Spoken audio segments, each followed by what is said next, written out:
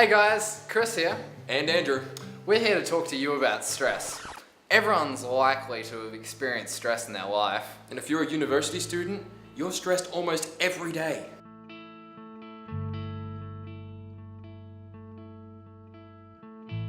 We've all heard the expression, stress kills.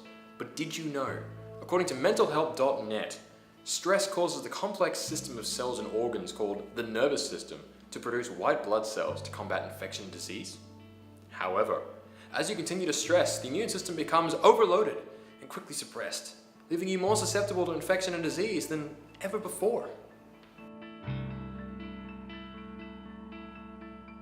Cody Jarrett is a tutor and a lecturer in the Creative Industries Department at Tute. She encounters thousands of students all year round and has graded countless assignments. Chris has gone off to ask Cody just how much stress can really affect students and their work. How often do you encounter stressed out students? I can honestly say that in every class I have, there's a level of stress from one or more students. I think the key is to trying to see how they not just are dealing with it, but how they exhibit it. So for some students, it might be the ones that are normally a little bit more talkative. I'll notice that they're a little bit more quiet. For others, it would be that, yes, they're quiet to start with, so that's harder to pick up, but it might be more in their body language, or sometimes it's actually their reticence to ask for help, because I think there's stigma, so many things we're not supposed to ask about or mention, I'm stressed, and so they become even more withdrawn. But I think given what students' lives are like, it's no wonder that they're stressed all the time, at least part of all the time, because there's so many things they have to deal with, it's just, I think that what happens is they come in here and they see us as part of their life and we see them as that part of their life, but I think it's really important for us to remember, particularly, they have lives outside of university. So for a lot of students, they're juggling work, they're juggling relationships, they're juggling stuff at home, they're travelling, they've got issues around money and, because you have to pay so much for your education.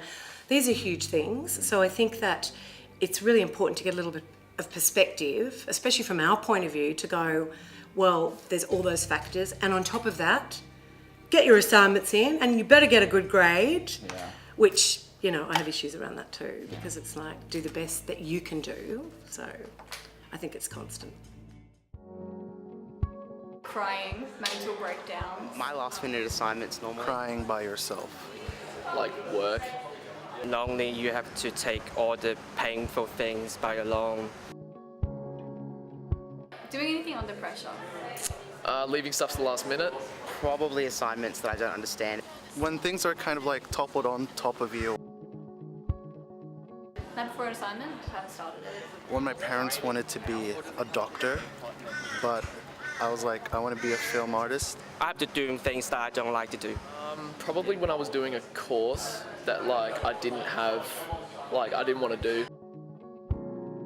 I would take a nap because it refreshes myself and it makes me forget about the stress for a short period of time before it comes back. Do some exercise. Netflix?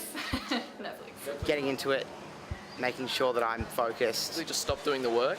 Not fun stuff, yeah. And if it does, probably take another nap or do something else to forget about it. Although for many students, stress may seem like this horrible, vicious, invincible monster constantly tearing away at your very soul, it's important to realize we all handle stress very differently. The experiences and coping mechanisms we use to handle the negative effects of stress can vary widely from person to person. It's important to realize what works for you as an individual, and to realize that the support of family, Friends and even your tutors can assist you to persevere against stress. Until next time. Don't stress.